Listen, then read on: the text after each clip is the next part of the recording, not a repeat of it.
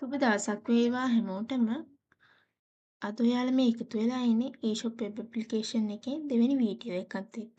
මම අද මේ කතා කරන්න බලාපොරොත්තු වෙන්නේ sign up process එකට අදාළ back end code එක සහ මේකේ input validation පිළිබඳව. මේ වැලිඩේෂන් එක කියන්නේ මොකක්ද කියලා බැලුවොත් මේ input fields වලට කිසිම data එකක් input කරන්නේ නැතුව මම මෙතන sign up බටන් එක ක්ලික් කරනවා. එතකොට අපිට error message එකක් එනවා please enter your first name කියලා. මම දැන් first name එක විදියට නමක් input කරනවා. ඊට පස්සේ මම ආයිමත් sign up වෙන්න හදනවා. එතකොට මට කියනවා please enter your last name කියලා.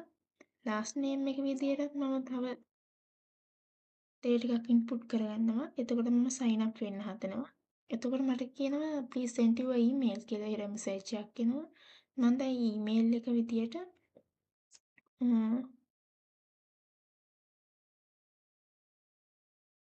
මේ විදියට data එකක් input කරගෙන sign up වෙන්න හදනවා. ඊට පස්සේ මට එනවා invalid email format කියලා. ඒ කියන්නේ මේ කට්ටිය දීලා තියෙන format එකට අදාළ email එකක් නෙවෙයි මම මේකට input කරලා තියෙන්නේ කියලා තමයි කියන්නේ. ඊට පස්සේ මම හරියට මේක email එක දෙනවා.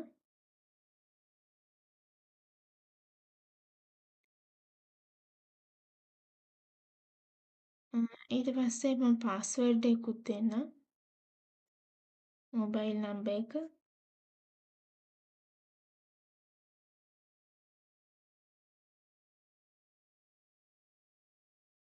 පස්සේ ජෙන්ඩර් එක මේල්ද ෆීමේල්ද කියලා තෝරන්න.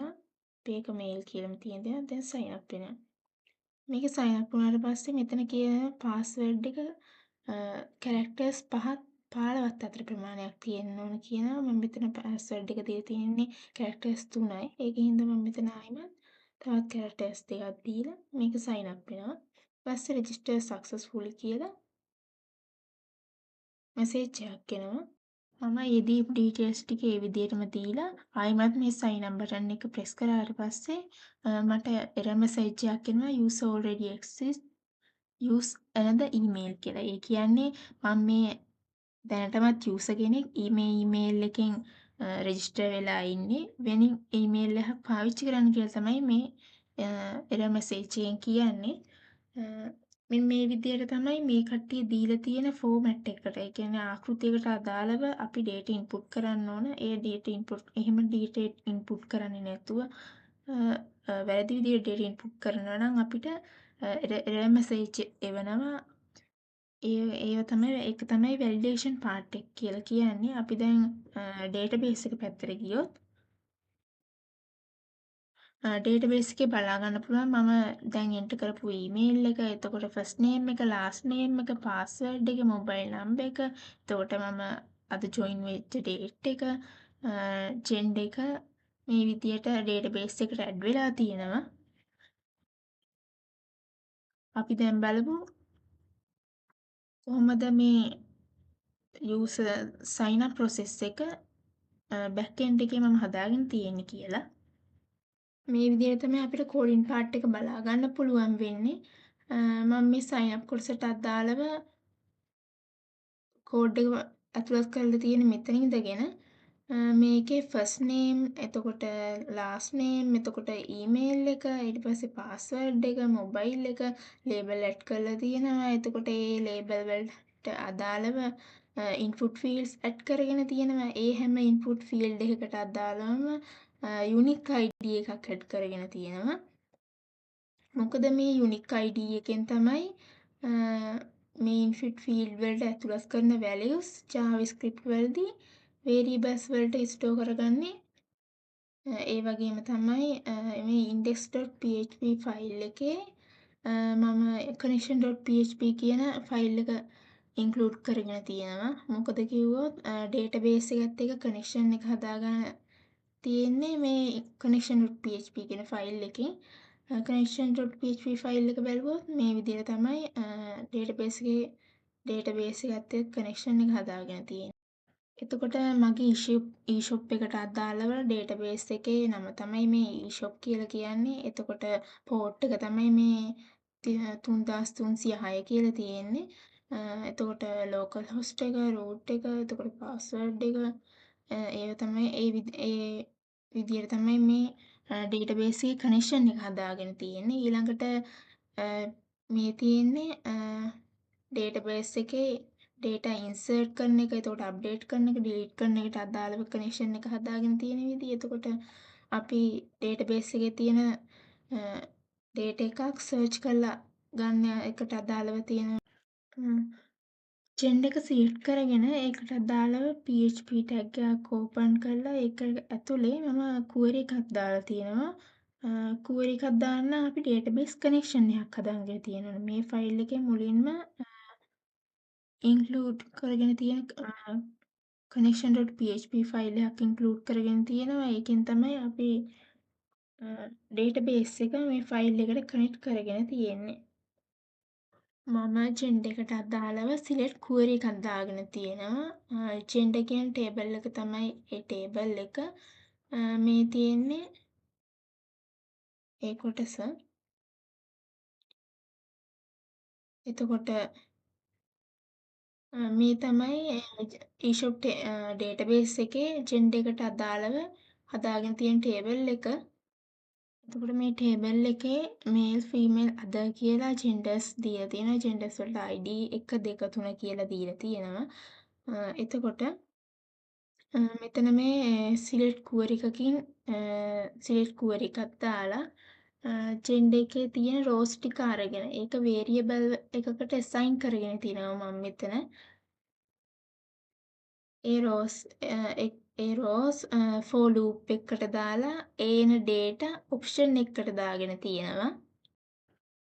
ඔප්ෂන් එක ඇතුලේ එන data ඒකේ name එකත් ඒ කියන්නේ male ද female ද කියන එක. එතකොට ඒවට අදාළ value මෙතන ID එකනුත් දීලා තියෙනවා. ඒ වගේම තමයි අපිට මේ විදියට ජෙන්ඩර් එකට අදාළව value එක පාස් වෙන විදියට හදාගෙන තියෙන නිසා ලේසි. මොකද ඩේටාබේස් එක ගත්තොත් ඩේටාබේස් එකේ තියෙන ජෙන්ඩර් නේම් එක මේල්, ෆීමේල්, අදර් කියලා ඒකට ජෙන්ඩර් ID එකක් දීලා තිනවා 1 2 3 කියලා. මේ ජෙන්ඩර් ID එක eShop එකේ eShop database එකේ user කියන table එකේ foreign key එකක් විදියට ජෙන්ඩර් ID එක තියෙනවා. මේකේ ජෙන්ඩර් ID එකේ තියෙන්නේ value එක 1 2 3 කියන ඒවා විතරයි වැටෙන්නේ. අපිට මේක ටෙක්ස්ට් එකක් ඇඩ් කරන්න බෑ. මේකෙදි අපි ජෙන්ඩර් එක තෝරනකොට මේ 1 2 3 කියන ඒ values වලින් values තුනෙන් එකක් විතරක් මෙතෙන්ට ඇඩ් වෙන නිසා අපිට මෙතෙන්දී මේ database එකේ weight එක අඩු කරගන්නත් පුළුවන්. එතකොට data insert කරනකොට ඒකත් පහසුවෙන් කරගන්න පුළුවන්. ඊළඟට මේ sign up button එක on click එකක් දාලා sign up කියන function එකේ call කරලා තියෙනවා. මේක JavaScript file එකේ බැලුවොත් මෙතන function එකක් sign up කියන function එකේ fname, lname, email, password මේ විදියට අපි අර input field වලට දීලා තිබුණ unique ID ටික මෙතනින් අල්ලගෙන ඒක variables වලට මේ විදියට ස්ටෝර් කරගෙන තියෙනවා. ඒ ස්ටෝර් කරගත්ත variables වල තියෙන values ටික data form එකකට දාලා sign up process කියන ෆයිල් එකට යවලා තියෙනවා. ඒකේ මේ මුලින්ම තියෙන්නේ connection.php කියන ෆයිල් එක. ඒ කියන්නේ database connection එකක් මේක මුලින්ම include කරගෙන තියෙනවා. මොකද මෙතන data insert වීමක්, select වීමක්, එතකොට අප්ඩේට් වීමක් මේක සිද්ධ වෙන නිසා අපිට database එකේ connection එක මේකට add කරගන්න ඕනේ. ඊළඟට මේ තියෙන්නේ JavaScript ෆයිල් එකෙන් ආපු data ටික මේ විදියට variables වල ස්ටෝර් කරගෙන තියෙනවා. ඊළඟට මේ if statement ටිකක් බලන්න පුළුවන්. මේ තමයි validation part එකට අදාළ කොටස. මේ if statement එකේ මේ තියෙන්නේ මේ first name එකට අදාළ variable එක. ඒ variable එකේ ආපු date එක empty නම් ඒ කියන්නේ මේ ෆස්ට් නේම් එකට අපි ඩේට් එකක් ඉන්සර්ට් කරලා නැත්නම් එතෙන්දී එනවා අපිට ආපු අර එරර් මෙසේජ් එක තමයි මේ තියෙන්නේ please enter your email. එහෙමත් නැත්නම් else if කියලා දාලා එහෙමත් නැත්නම් if name එක මේ විදිහට characters 50කට වඩා වැඩි නම් first name must contain lower than 50 characters. ඒ කියන්නේ characters 50කට වඩා අඩුවෙන් තියෙන්න ඕන. ඒ විදිහට එතකොට මේ password එක ගත්තොත් password එක 50කට අඩු 5කට වඩා වැඩියෙන් තියෙන්න ඕන 15කට වඩා අඩුවෙන් තියෙන්න ඕන. මේ විදිහට තමයි වැලිඩේෂන් පාර්ට් එකට අදාළ කොටස හදාගෙන තියෙන්නේ. එතකොට මේ උඩින් තියෙන if else ස්ටේට්මන්ට් ඔක්කොම වැරදි නම් මෙතන කියලා තියෙනවා ඒ කියන්නේ අපි ඉන්පුට් කරලා තියෙන ඩීටේල්ස් ඔක්කොම හරි නම් මෙතන ඩේටාබේස් එකට ඒ අපේ email first name last name ඒ ටික අපේ ඩේටාබේස් එකට ඉන්සර්ට් වෙන්න කියලා තමයි මේ මෙතන query එකක් දාලා කියලා තියෙන්නේ. එතකොට මේ query එකෙන් කියන්නේ අපි මීට කලින් sign up වෙන්න පාවිච්චි කරපු ඊමේල් එකක් නැවත භාවිතා කරලා අපිට sign up වෙන්න බෑ. එහෙම sign up වුණොත් sign up වෙන්න හැදුවොත් අපිට echo කරනවා use already exists use another email කියලා. අපි ඒක මේ විදියට බලමු. මම ඊළඟ නමක් දාගන්නවා. ලාස්ට් නේම් එක විදියට එතකොට මම මීට කලින් පාවිච්චි කරපු සයින් අප් වෙන්න පාවිච්චි කරපු ඊමේල් එකක් මේකට භාවිතා කරනවා. එතකොට පාස්වර්ඩ් එක, එතකොට මොබයිල් නම්බර් එකක්, එතකොට ජෙන්ඩර් එකක් තෝරනවා. මේ විදිහට සයින් අප් වෙන්න ගියොත් මේ විදිහට අපිට එරර් මෙසේජ් එකක් pop up වෙනවා බලා ගන්න පුළුවන්. use already exit use another email. ඒ කියන්නේ මම දැනටමත් මේ ඊමේල් එකෙන් sign up වෙලා තියෙන්නේ. මේ ඊමේල් එකෙන් ආයිමත් sign up වෙන්න බෑ කියලා තමයි මේ කියන්නේ. ඒ වගේම තමයි මේ date time කියන ෆන්ක්ෂන් එකෙන් අපි රෙජිස්ටර් වෙන මොහොතේ වෙලාව ගන්න පුළුවන්. එතකොට මේ ටයිම් සෝන් එකට මම දීලා තියෙන්නේ ඒෂියා කොලම්බෝ කියලා. ඒ රෙජිස්ටර් වෙන ටයිම් එක අවුරුද්ද මාසේ දිනේ ඊට පස්සේ පැය ඊට පස්සේ විනාඩි ගාන තත්පර ගාන විදියට ෆෝමැට් එකකට හදලා ඊට පස්සේ මේ ඩොලර් ඩේටා කියන වේරියබල් එකට ස්ටෝර් කරගෙන තියෙනවා. ඒක තමයි ඩේටා ඉන්සර්ට් කරනකොට මේ ජොයින් ඩේටා යටතේ ඩේටා එක ජොයින් වෙන ඩේටා එක ඩේටාබේස් එකට ඇඩ් වෙලා තියෙන්නේ. මේ විදියට තියෙන වැලිඩේෂන් පාර්ට්ස් ඔක්කොම හරියට කම්ප්ලීට් කරාට පස්සේ තමයි ඩේටාබේස් එකට අපි ඉන්සර්ට් කරන ඩේට් ටික ඇඩ් වෙන්නේ. එහෙම හරියටම සම්පූර්ණයෙන් ඩේට් ටික ඇඩ් වුණාට පස්සේ තමයි අපිට එකෝ වෙන්නේ සක්සස් කියලා.